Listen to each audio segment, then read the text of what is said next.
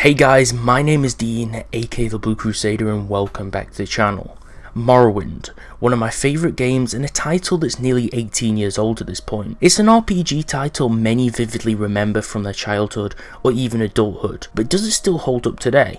Morrowind was one of my favourite games as a child of 9 years old, the first title that broke me into the infamous Elder Scrolls series. Perhaps one of the best purchases I ever made for 99p from a cheap games and DVD site. I spent hours on Morrowind both solo and with my friend, who loved it so much he decided to buy it on disc himself. Back then it was simpler times, but even with Morrowind as a fond memory and one of my favourite game titles of all time, many of the countless hours of playtime I spent was running around the world and messing around with awesome and equally offensive mods for the game, or abusing the console commands to max out my hand-to-hand skill because I hated the combat system so much.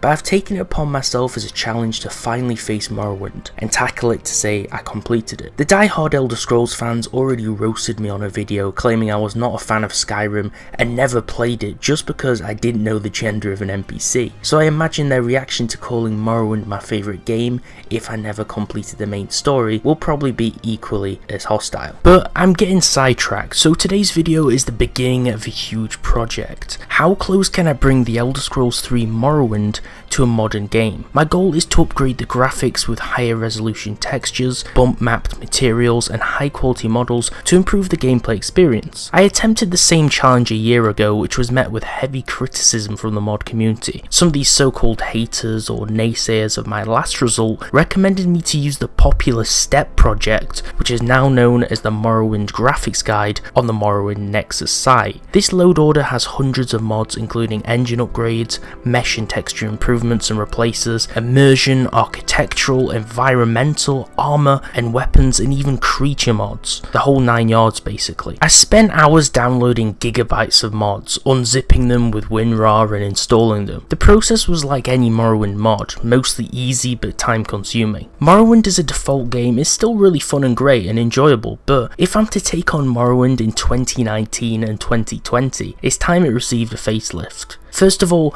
let's talk the graphical side of things. The standard and original Morrowind release has a memorable tone and look to it, but the engine is still nearly 18 years old, which means it's extremely hard to truly modernize it. But I started at the graphical level to make small minor improvements, which all added up in the end. For an example, unlike my other videos which rely entirely on improving the graphics, this video I wanted to focus on general modernization of Morrowind, through both graphics but also quality of life improvements such as gameplay mechanics and more. I began by simply installing high quality textures and materials with bump mapping and also high quality mesh replacements for the already present models in the game. These included imperial textures, door frames and doors and more. Textures really stand out when everything is high quality. For an example, the doors in Seydenine are now so much more vibrant and colourful, as well as the ground textures being less blurred when they were low resolution. The mesh improvements are really groundbreaking because they increase the polygon count in the models they replace, such as the weapons, and make them look much more 3D and modernistic. The next thing I took it upon myself to do was install the environmental mods. Luckily, the STEP project's Nexus graphical guide, as it's called nowadays, has sections for each and every mod collection you need to install. I installed my own collection of additional bonus mods after this installation, which I'll cover later. Many of the mods which truly breathed new life into Morrowind for me during this modding experience was the additional foliage and plant life I added to the game. Unfortunately, I took for granted how many games allowed you to simply just walk through bushes and plants. Many of these additional crops and flora I added to the game were pretty to look at but took away from the functionality. For example, some of the citizens of Seydenine would get stuck on bushes and other greenery by the river. It started to even get annoying for myself as I got glitched inside bushes and some even blocked doors to NPC homes, so it made it harder to break in or lockpick into them. One thing that always needs to be on point in games is water and particle effects, and this is something I took upon myself to improve. Luckily, the graphics guide I was loosely following actually recommended a suitable mod for this, which was Apple's Rain Replacer, which basically is a replacer that makes the rain more thicker and heavier. I'm not sure if any of the mods I installed had any sound replacers or anything for thunder and lightning, but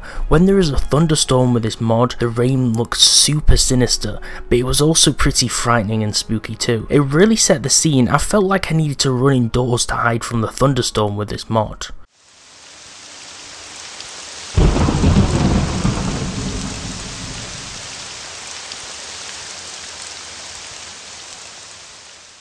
Some other improvements were better looking lily pads and mushroom models, which is something you don't notice so much when you're busy in the game, but when you replace them with better quality models, it definitely catches your eye. My goal was to replace as many old models and textures as possible in this install to make it feel like a remastered version of Morrowind. One of my favourite visual mods is the Real Signpost mod, which basically replaces the old signposts which are labelled but don't have real text to brand new higher definition posts with written names of each town and location nearby labelled upon them. It's a subtle feature again, but really something you can appreciate when passing by. When you play the normal vanilla Morrowind and then install the Real Signpost mod, it's something you're really going to need in the future. At this point, one of the biggest blunders of Morrowind is the animations. Sure, at the time they were fine, but now it's much easier to see just how old and clunky they've become. I decided to install the animation compilation from the Morrowind Nexus, which combines different casting and running animations from the community which replace the originals. The walk is still slightly goofy, but not anywhere near as much as the original Morrowind walk, which is basically a meme at this point. The Mines and Caves mod also serves to expand all dungeons in the vanilla game through visual aesthetic improvements with cracked ceilings with a day and night cycle lighting system, which adds more immersion when dungeon crawling. One thing classic Morrowind is severely lacking is the diversity of guards in the game. This includes all guards, be it Vivec Ordinators, Imperial Guards, Halalu Guards. They all have one thing in common: they are all basically just copy pasted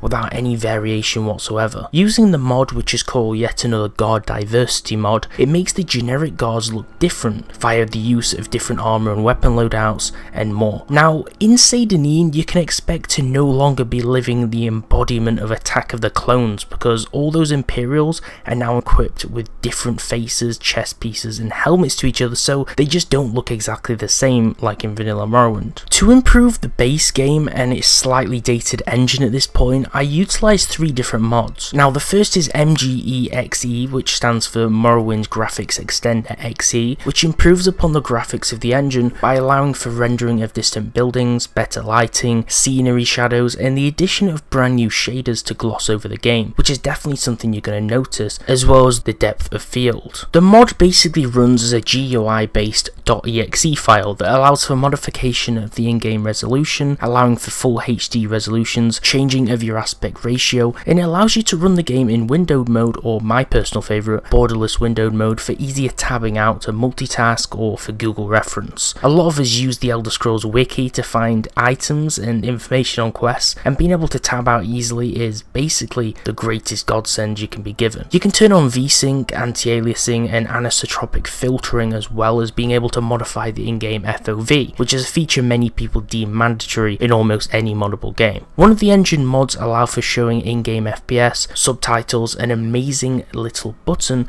that allows you to press yes all to those annoying mod load errors and conflicts, which is really a time saver. Some other cool features are auto skipping the opening title movie sequence and easy auto screenshots, which is done by the print screen key, which are outputted to the in-game directory. The second mod is another mandatory one. It's the Morrowind code patch. This mod is one of the best bug patches for the game that's basically required at this point. Some of these errors can only be fixed by editing scripts and data files unless you use this tool. It fixes a lot of the in-game crashing and corrupted save issues and many of the game-breaking bugs most people experience. It has some quality of life patches such as sneak toggling, the pickpocket overhaul which makes high-level pickpocketing successful, uncapping skills, arrow enchanting and more. The third and final engine improvement is through the use of the MWSE, or Morrowind Script Extender. This is something which I actually got away with not using for a long time, but basically it allows for new functionality in the Morrowind core language and for unique mods such as those utilising Lua code to actually be utilised and ran in the game. Not as many mods actually rely on the Script Extender in comparison to the Skyrim mods that rely on Skyrim's SKSE, however it's still a mandatory mod if you want to install a larger load order. Next up is the gameplay mechanics of Morrowind. To me, Morrowind has always been so close to being the perfect RPG, and it's definitely obvious why the Elder Scrolls 3 is the favourite in many people's eyes. However, one thing that has always plagued me with frustration and doubt is the attack system in the original game. The original system bases your attacks off of hit chance, and with low hit chance, none of your attacks hit or connect with a target, making for some extremely boring and troublesome combat a low level. However, by using the mod called Paralysis Attack, the game's combat is entirely overhauled, with basically the weapon skill being the only determining factor for how much damage you do rather than the hit chance from before. Although blinding and sanctuary effects and spells still can prevent hitting enemies to make the game more balanced. Next up is the creatures and critters mods I installed to try and make the game look more diverse and improve the adventures I would take myself upon. The first I installed was Kate's Critters Unleashed 2.0, which adds a bunch of farm animals into different locations in the game. It adds small piglets into the muddy swamp areas, as well as chickens and cows too. Perhaps the scariest part of my in-game experience was being chased by angry cows that I tagged in combat but simply was just too weak at the time to kill. I also installed various other mods such as lore-friendly and semi-lore-friendly new creatures, and the Great House Dagoth and Sixth House Creatures replacement pack, which makes some of the in-game mobs such as the Ash Vampires in the later game overhauled.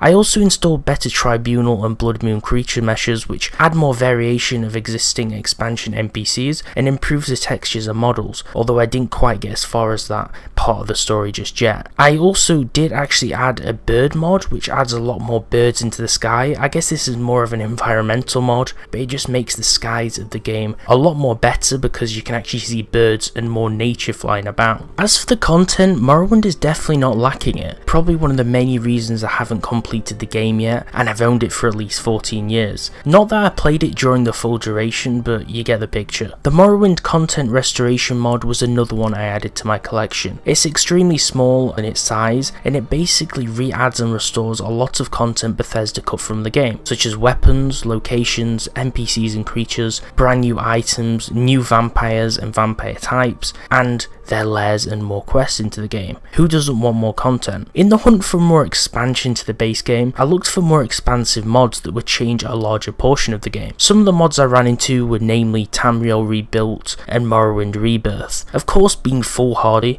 I decided to run both of these mods in conjunction, and you've guessed it, there were definitely pretty big conflicts. For example, the Saidanine Siltstrider platform had two platforms merging into each other, and both mods seemingly added brand new boat ports into the town too, which were in confliction together. This definitely hurt the game's immersion, so I decided to run only with Tamriel Rebuilt, which is a mod that adds the mainland of Morrowind province into the game. Everyone wants more land to explore, whereas Morrowind Rebirth had more changes to the game's actual core gameplay and mechanics, something I didn't really want to alter too much in my first complete run. The last great large expansion addition I added to the game was the Epic Balmora mod, which truly expands Balmora by adding additional surrounding architecture to the city and more vanilla style buildings to expand the layout. The mod overhauls each and every district of the city to make it more alive and larger, like a city of Balmora's stature should be. And the last part of my epic Morrowind modernistic overhaul is basically the cherry on top, and that is Morrowind Comes Alive. What would we do with all of these expansive cities and better environments without many things actually happening in them? Morrowind Comes Alive achieves a higher standard of immersion and feeling of role-playing by adding 1200 new types of NPCs, which are spread across 550 in-game cells through the leveled lists. Each and every one of those new additional NPCs have randomized looks in their heads, face, hair and equipment. The rotation randomly spawns and despawns new unique NPCs which are inserted into towns and cities, shops, taverns, guilds and more. All of these characters have unique new dialogue and voice lines and a lot better audio,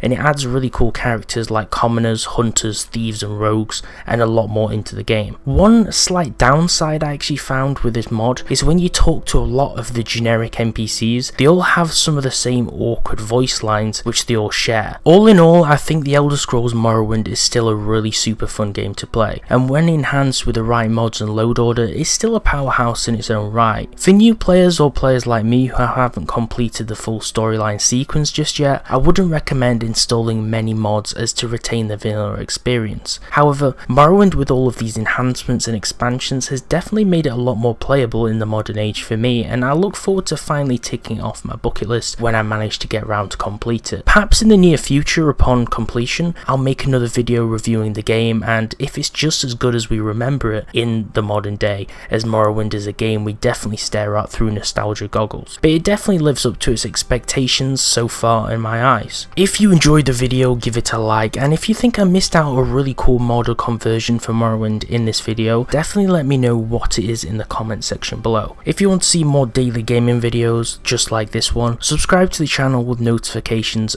turned on by clicking the bell for more so you don't miss out on cool, awesome future videos. Thanks for watching, and I'll see you next time.